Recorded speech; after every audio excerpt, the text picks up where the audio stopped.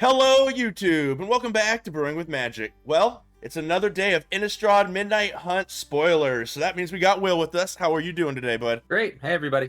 Okay, well, this is going to be fun. I recently started a new full-time job, which is also a graveyard shift. Long story short, with everything else going on in my life, I haven't even got to read these yet. So as I'm reading them to you, it's going to be just as new for me as it is for you. This is going to be exciting. I know you've already done your homework, though, right?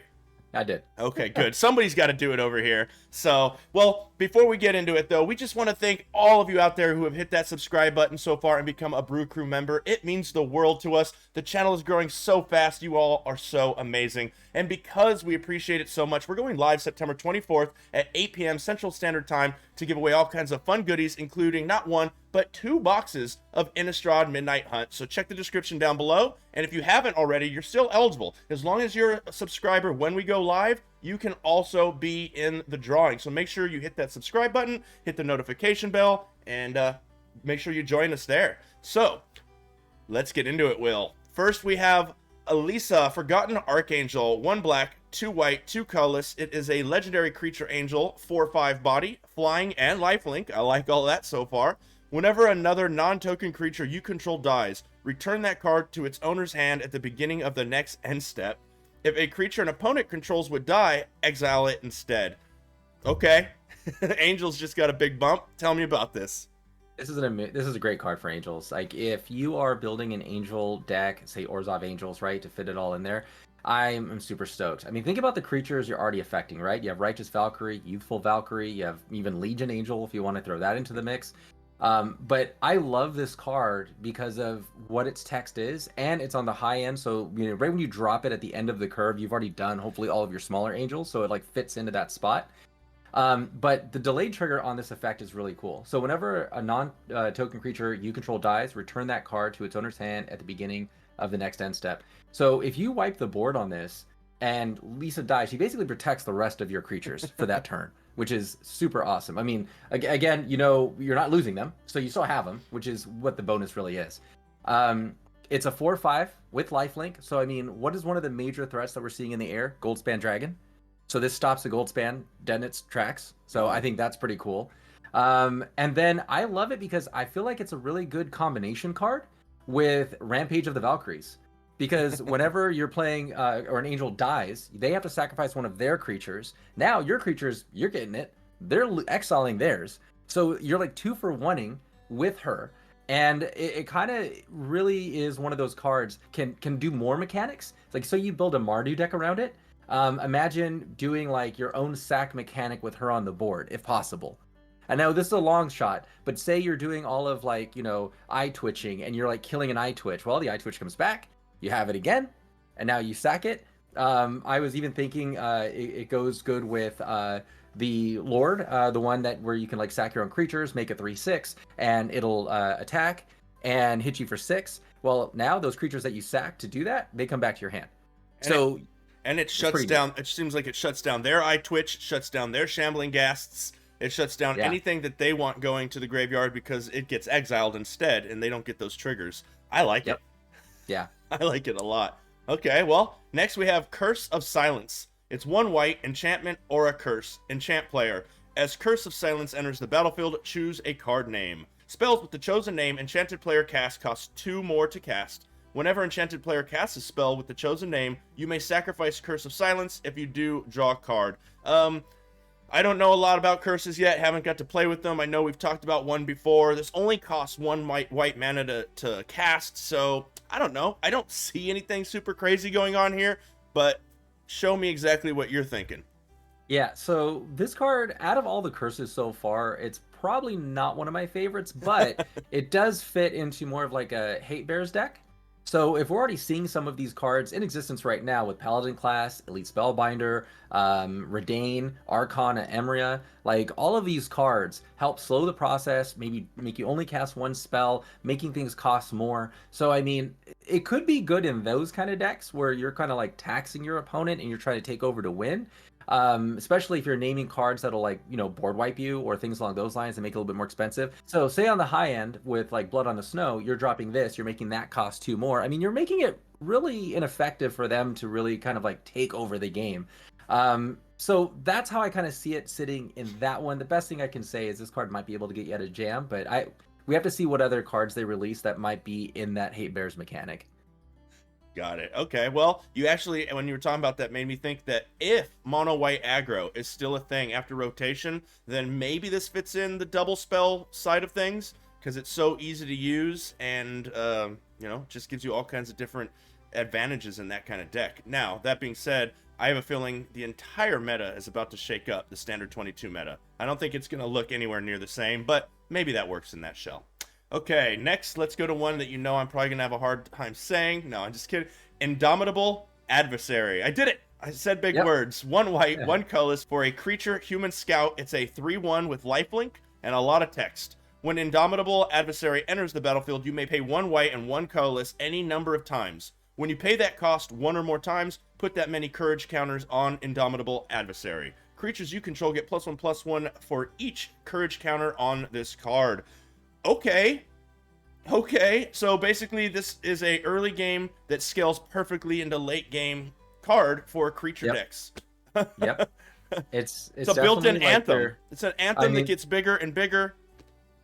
Yeah, they're definitely building into this, and I mean, adding multi-kicking, a better version of multi-kicker into this format is going to be super interesting. I think this is going to be one of the best probably cards in this set so far that at least I'm seeing that will really scale, like you said, scale to the decks that they play. Yeah. White Weenies is already a thing right now in 2022. So this one is an auto include into a White Weenie deck. When we think about some of the things so far, Luminarch Aspirant, Clarion Spirit, Sky of Clave Apparition, Elite Spellbounder, some of those cards, and just like you said, how it scales and pumps the creatures, it's going to be one of those cards also that I think might fit really well into Selesnya, as we're seeing more token decks or token cards start to come into effect. So imagine going wide with a token creating deck of some sort, and we're seeing a lot of really awesome Selesnya cards coming out to really kind of pump those tokens. Mm-hmm. Imagine him in that deck. That is insane, because now he comes out, he anthems the rest of the tokens, and now you're not dealing with maybe 3 or 4 stout mono white creatures that are coming in to deal damage, and maybe they're like, oh, I have a removal, a single removal for that, single removal from this. But say like, I don't know, 9, 10 tokens that get pumped all at once. It doesn't matter how much single removal you have, you're gonna die. So I think this is great. Yeah, I think this is gonna be a super strong card in the meta. So okay, next we have Ghoulcaller's Harvest. 1 green, 1 black for a sorcery. Create X 2/2 black zombie creature tokens with decay, where X is half the number of creature cards in your graveyard rounded up, and has flashback of 1 green, 1 black, and 3 colorless. I mean, for a deck that wants to just keep coming at you over and over and over again, this seems like it could be strong in a zombie-centric deck. Yeah, or just in a deck with a bunch of creature value. Like if you're putting stuff into your graveyard, I mean, how cheap this is for 2. You're already getting 2, then you start putting X into it. I mean, now you're getting a little bit out of control. I mean, the decay is still one of those mechanics we're still having to like maneuver around, just due to the fact that they can't block, and then they die when they do a combat. So it's like a one-time shot, which I get. It'd been crazier if this was an instant, but as a sorcery, you're still going to get value out of it. So some of the things I was thinking about, of course, like you just said earlier, putting it into a zombie deck. And a lot of the zombies following under blue right now, especially coming out. We have our older zombies that we still have, but some of the newer ones are in blue. But think about like a Sultai version of this deck, where you're doing, maybe a sacrifice-esh mechanic, whatnot, or maybe more of a spell type mechanic deck in that Sultai build, where it's like Sedmore Witch, Lulth, the Poppet Stitcher. Think about in that, or even like a Renin 7 in the deck, where you're enabling your graveyard and like digging deeper to put creatures down in there. I don't know. That's how I'm looking at it as, and I think it has a lot of value. So we'll see. I think this card could see a lot of play, depending on a lot more of how much more we can put into the graveyard with the next cards that are coming out. I definitely agree with everything you're saying, and I think there's a ton of potential for this card to be followed up with a Plumb the Forbidden. So after damage is dealt, before you have to sacrifice all those beautiful zombie creatures at the end of combat, go ahead and sacrifice them all and draw a whole bunch of cards. I think there could be a bunch of value there, and your opponent might just not be able to come back from that. So that's cool. Okay, next we have Auger of Autumn. I already like it just from the name. Let's see, 2 green, 1 colorless for a creature, human druid. It's a 2/3 body. You may look at the top card of your library at any time. You may play lands from the top of your library at any time. I like all that. What is your Coven? Coven, as long as you control 3 or more creatures with different powers, you may cast creature spells from the top of your library. I don't know if they needed to give it that last little caveat there. Could have just let us cast them, but I think this card has some potential. It's not super strong. What do you think? Yeah, this is a very specific build. Like, I don't think this is going to go into, like, green stompy at all, or, like, you know, green aggro at all, because I feel like it slows down what you're really trying to do. This looks to me like it goes in a control shell. Kind of. I would say yes, but I'm also thinking it's probably going to go into a landfall deck. Oh. And because Zendikar Rising is still in right now, so think about what it's already doing, right? So it's like Courser of Curfix. If you don't remember what that card is, it's basically you get to look at the top of your library, and then you get to play a land from it onto the battlefield, and you gain a life. So you're not gaining the life here, but you're able to do the same thing. So that already makes it strong in itself. Then you think about how it can go into a tempo still. So you have like Ranger class, right? Creating a 2/2.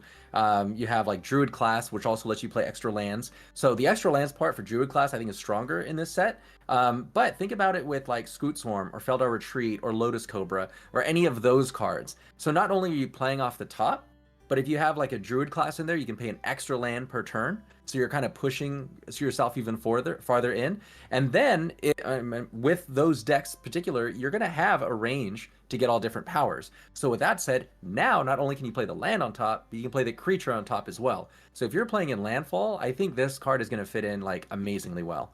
Gotcha. Okay, that makes a lot of sense. Yeah, I was kind of thinking like a Sultai deck. You kind of ignored the Coven part altogether. You can play lands from the top of your deck, but maybe a control deck's not looking for a 2 green, 1 colorless, 2/3 creature just to play some lands off the top of their deck. So maybe Landfall is its home. Okay, well, next we have one with a whole lot of green pips. Unnatural Growth. 4 green, 1 colorless for a total of 5 mana enchantment. At the beginning of each combat, double the power and toughness of each creature you control until end of turn. Okay, Old Growth Troll. Okay, Froghemoth and Vornklex. Jeez. Yeah. If you have the time to pay 5 mana in a turn to get this onto the board, I don't know if you're ramping or whatnot, I feel like you're definitely winning. Do you think this card is a solid include in the meta? Or do you think this might be a win more card? I think this is a certain deck build card, but if you're putting this in a green stompy deck already and you have the mana for it, I think it's a win more card, just due to the fact that like if you're already going towards that level, but this just gets you there faster, so why not put it in there, put a 1 of, you know, or 2 of, whatever. But I'm thinking more of like actually building a deck around this and having like maybe like a trample death touch deck where, you know, you have a exact curve. And basically think of it this way as a mono green, right? So you have Seraph, right? So now you're giving all of your creatures death touch when they attack, or hexproof when they're on the battlefield, the new card, the Viper that just came out. Okay. And then on turn 2, right? So here's your turn 2. You have Wolfpack Leader. Turn 3, Auger of Troll. Turn 4, Gnarled Professor or Seraph. Turn 5, you play the Unnatural Growth, or you can play Battle Mammoth. And then turn 6, Vorinclex. So that is the curve. They all have trample. They'll all have death touch. And with the Werewolf Pack Leaders, now you're drawing back into. So it definitely has a lot of capacity if you're going to go that route. But yeah, it's definitely going to be interesting to see how many decks can make this card work. It definitely feels like a limited bomb to me, just because everything you just said to me said your opponent's already losing, and just for fun, Unnatural Growth. Like, that's what it sounds like. Okay, well, next we have a card that is definitely going to be probably my favorite art of the day. I do absolutely think this is amazing. It's Croaking Counterpart. It's just going to make me laugh for a sec. It's 1 blue, 1 green, 1 colorless for a sorcery. Create a token that's a copy of target non-frog creature, except it's a 1/1 green frog, and it has flashback of 1 green, 1 blue, and 3 colorless. And I think there's potential here because there's a word not on this card. It does not specify that it's your creature that you have to target. That is correct. So, I mean, don't get me wrong. If they have a 6/6 Vorinclex, a 1/1 Vorinclex on your side probably isn't going to help. But I have a feeling there are definitely scenarios where this card could be interesting in play. What do you think? Oh yeah, no, I was thinking the same thing.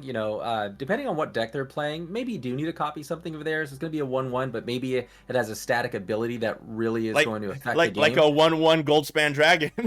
Yeah, you know what I mean? You're like, I just want to make treasures. I'm gonna hit you for one in the air. I mean, who knows? But I was thinking more about how can I affect my creatures.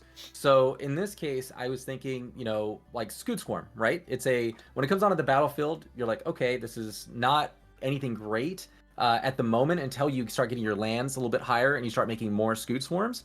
Well, Croaking Counterpart, you don't care if it's a big creature. You're just looking for the effect. Uh-huh. So this helps you now create 2 Scoot Swarms that you're starting to even go further into, which is great. Or maybe another Lotus Cobra, or maybe if you're playing in like a Bant deck, you're copying a Skyclave Apparition and you're getting a second effect on the ETB trigger. Or maybe you're just trying to do some mill, and this is kind of going into some like crazy ramp mill deck of some sort, and you want to copy one of your Rune Crabs. So it can fit so many other features, but I don't know. I think it'll be a fun card. I don't think it's going to be like one of those like I blow out a game cards, but I definitely think it's going to be one of those cards that can add a little spice to your deck. Yeah, it totally reads and looks to me like the kind of card that just is not going to see any standard play until that one person or one group figures out some way to exploit it, and then you're just going to be like, everybody's playing Croaking Counterpart. Every deck I play against. So it's either going to be a huge hit or a huge miss, but I love the art. Yeah, I did have one other thing I was thinking about now that you're saying that, though. Like, Spellslinger decks. So imagine, like, copying, like, the Dragon's Guard Elite, or if you have this in a Soul-type build, maybe a Sedgemoor Witch, or if you have it, again, in that Bant build, you have a Leonin Light Scribe, but it's still a sorcery, so you're getting another one, and then you're getting a double trigger. I don't know. We'll see. Interesting. I love how it says non-frog creature, because one of the best creatures I could have thought of was probably Froghemoth, because it makes itself bigger, and they've already thought of that. So, and next we have Patriotgeist, 1 blue, 2 colorless, creature, spirit, knight. It's a 2/2 body with flying. Other spirits you control get +1/+1. Spells you cast from your graveyard cost 1 less to cast. I mean, there's already a few decent spirits out there, and this is a spirit lord that gives you some upside besides just the +1/+1. 2/2 for 3 is a little small, but flying is good. I don't know. I think this could see some play. How do you like this card? Yeah, I think it's gonna. It depends on how many more spirits come out in this set, but most likely in the next set we might see a ton more spirits when we start seeing vampires coming. But as of right now, I like this card. I think it would be an interesting build around, building kind of like a Bant spirit deck. Because it is, again, a spirit lord, so you have like Clarion Spirit, Skyclave Apparition, Vega the Watcher, which is that 2/2 owl spirit. You have Ascended Spirit, which comes out as a 1/1, but you can pump it over and over again to make it a 4/4 and a 6/6. And then you have the Spirit of Elderguard, which is the bear that comes out, and for as many lands as you have, so it kind of pumps him as well. So I don't know. I mean, and then with flashback, ability, we'll see. That's what we have in 2022, but definitely if you're starting to go back to historic, there's a lot more spirits you can play with. I think that fits more in there as well. But so we'll see how it does for 2022 though. Next we have a Sludge Monster, 2 blue, 3 colorless for a creature horror. It is a 5/5. Whenever Sludge Monster enters the battlefield or attacks, put a slime counter on up to 1 other target creature. Non-horror creatures with slime counters on them lose all abilities and have base power and toughness of 2/2. Okay. Your Goldspan Dragon is now a 2/2. Your Vorinclex is now a 2/2. It's a 5/5 for 5, so it's a big, huge body. At this point of the game, your opponent should have used most of their removal spells. It doesn't do anything when it comes onto the battlefield, but I like this. Yeah, it's definitely going to be a specific shell. Like, I was thinking more of a control shell, maybe like a mono blue or Dimir of some sort, where you're already kind of like dealing with a lot and you want to kind of like finish what they need to finish, and maybe they have a big creature on the board that you want to like keep your planeswalker alive or something along those lines. Then you play it. The only thing that's kind of the downfall for this card though is if they remove it in any way, their creature goes back to normal. They still have the counter on it, but the creature goes back to normal. So the 2/2 power, toughness, all that changes back to whatever they were. Now you got to deal with it again. So I love that it can deal with bigger threats. I know it's more of a tempo card, but it has to be under that specific shell. And it's kind of a trade out. You can run, if you're already running your 5/5 dragon where you're drawing 3 cards, I think that dragon stays in versus putting Sludge Monster into its spot. But if you have extra space because maybe one or two other cards that you want to maneuver and test around, I think it fits into there. That's kind of what I look at it. Gotcha. I just wish it had some kind of a ETB. 5 mana just to have a creature removed could hurt, but as long as it stays on the board, it looks pretty good. Yeah. Okay, next we have Falconwrath League Fighter. 1 red for a 2/1 vampire warrior, and you can pay 1 white and 1 red, discard a card, sacrifice a vampire, draw 2 cards, activate only if opponent lost life this turn. I mean, finally a little bit of love for mono red. This isn't hasty. It does let you draw some cards later on in the game. Of course, you have to sacrifice a vampire to draw those 2 cards, but it's a 2/1 for 1. It's red. I'm not going to complain. What do you think, Will? Yeah, that's actually one of the stronger, head force that you're going to see in red right now. So he kind of will start, I think, taking on those 1/1s. And they might have 1/1 with haste, and that's great. But what was that card back in the day? Savannah Lion. It was 1 white for a 2/1. Yeah. And it's the same thing. So, and that card was super strong. And this card kind of fits into that same category. Plus, I did like what you said earlier about how it can be a mechanic to also help you later if necessary. But they're bringing Madness back. I mean, that's literally what this is. And I think that's awesome. Madness is an awesome mechanic, and we have more vampires coming. So I can only imagine what other, things that are going to be coming out of there to help draw that madness out. But the other thing I was looking at, too, was that it fits right now into those slots, but it can sack itself. Because remember, it's a sacrifice of vampire. So basically, you're sacking itself to it to get that extra value. So if it gets targeted, then you can do that in response and kind of do whatever you want to do. So it kind of fits its need, which is really cool. And I think that's why it's going to take over that 1 slot. Okay, well, I'm excited to see if mono red gets any more love so it can become an archetype again and take the reign from what is currently mono white. So, okay, next we have Tainted Adversary. 1 black, 1 colorless for a zombie 2/3 body with Death Touch. When Tainted Adversary enters the battlefield, you may pay 2 colorless and a black any number of times. When you pay this cost 1 or more times, put that many +1/+1 counters on Tainted Adversary, then create twice that many 2/2 black zombie creature tokens with Decay. Yes, I like these scaling cards. I feel like a 2/3 with Death Touch for 2 mana is already super strong. No wonder it's a mythic. And then the fact that on turn 5, you can make it bigger. On turn, 8, you can even make it bigger, and you just keep getting a bunch of value. I think this is definitely going to... I think zombies are going to be a thing, and I think this is going to see some play. Oh, 100%. When I read this card, right off the bat, 2 for a 2/3 with Death Touch, I was already like, oh, yes, that's awesome. Great. That already takes care of so much of what the early threats that we're seeing right now currently, and it's a good trade card if necessary. So that's what kind of bought me in initially on the card. The upside is just the zombie decks you can add this to, or sacrifice decks, either or. And I think that's what's really cool. It fits in Rakdos, and I was thinking think about Village Rites or Exodus Overlord, any of those type of things where you're really just trying to get more value out of it and then create extra value. In mono black, think about Jadar. He's the one who creates the other decayed zombies, so you can create like a zombie tempo deck where you're kind of making more zombies every turn, and this guy, he's just an addition to that. And then finally the last one was like Dimir zombies, right? So you have the Poppet Stitcher and the Poppet Factory, so you're turning those zombies that you just created with him, and if you're on the factory side, they don't have decay anymore. So they're just 3/3s. And I think that's just crazy. And then you're throwing in lords and other things. I'm super stoked to see what kind of zombie decks we can make. And then, me, I'm always more in a more aggressive thought process. I'm wondering, do we almost have enough Death Touch tools to make a Finn Death Touch tribal deck yet? I think we're getting close. Really close, I think we are getting close. Okay, well, you didn't think we were going to do one of these spoilers, being that it's Innistrad without a double-sided card, did you? So next we have, the front side is Graveyard Trespasser, the back side is Graveyard Glutton.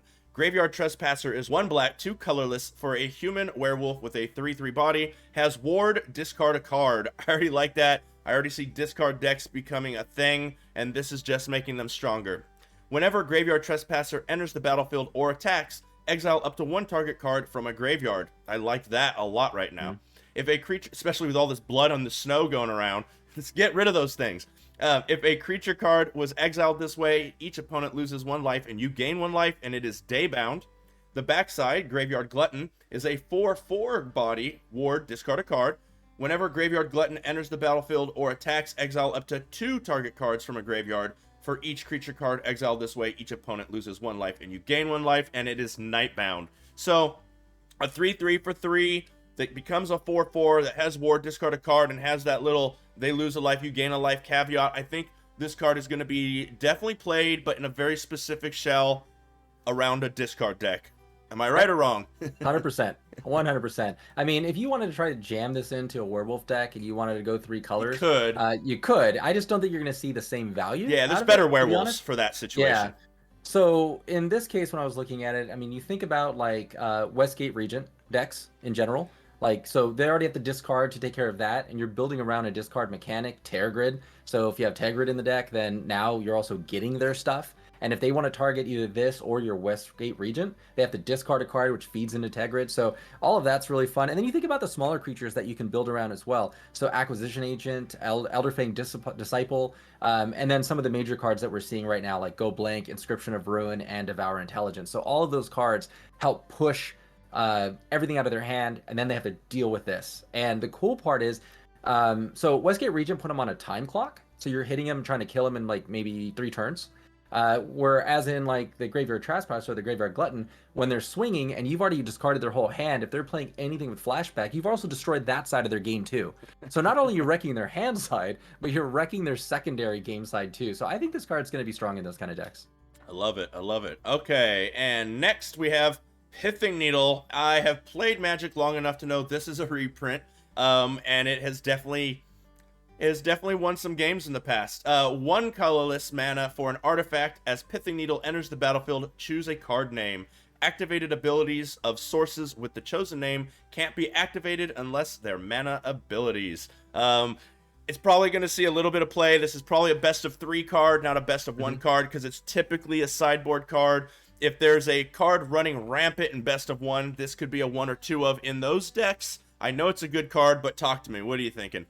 Yeah, that's exactly where my mind was too. I love Pithing Needle. This art is just the best art that I've seen for this Pithing Needle. So it is going to be a fun card if someone actually does play it in best of 1. But I think it's going to be a best of 3 card, to be honest. There's just too much relevance right now that you can't not have this in a best of 3 as an answer, as a response. It's going to definitely be an auto include. But in best of 1, I feel like it's a card waste in that opinion. So unless there's, like you said, 1 card that's just blowing everybody out. And as you know, this channel focuses mainly on fun. We splash in just as equal amount of competition, but we don't really play the best of 3 side of things. So if you're a best of 3 player, you're going to want to pick some of these up. They are amazing. But as for us best of 1 people, yeah, I agree with you, Will. Just probably not going to see a lot of play unless there is a super problematic, like if everybody's just playing 4 comas or something like that. So, and then lastly, we do have an honorable mention at the uncommon rarity, which is Blade Stitcher Scab. And we always like to mention lords. Now, it's only a half lord because it only gives +1/+0, but it's 1 black, 1 blue for a 2/3 body. Once again, it's better than vanilla. It's not a 2/2, it's a 2/3 for 2. Other zombies you control get +1/+0. It's that simple, and it's probably gonna see play. Oh yeah, 100%. And especially in Dimir right now, there's so much that's going into, blue zombies, black zombies, and the decay only gives you a 2/2. So for most of the ones that are creating the zombies for you, unless you're flipping it and creating a 3/3 and all that kind of fun stuff, well, this makes those 2/2s into a 3/0.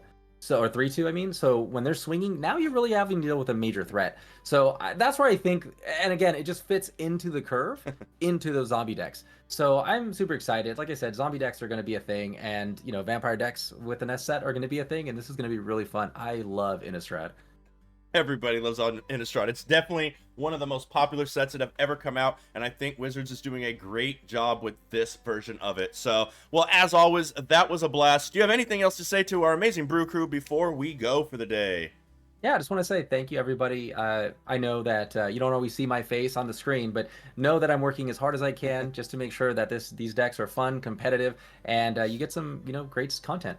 Yes, so thank you for being with us as always. Don't forget, we're going live September 24th at 8 p.m. Central Standard Time to give away all kinds of fun stuff, including 2 set booster boxes of Innistrad Midnight Hunt. Check the description down below to find out exactly what I'm talking about. If you want to be eligible, make sure if you haven't, you also hit that subscribe button, hit the notification bell, and as always, until next time, have a blast in the arena.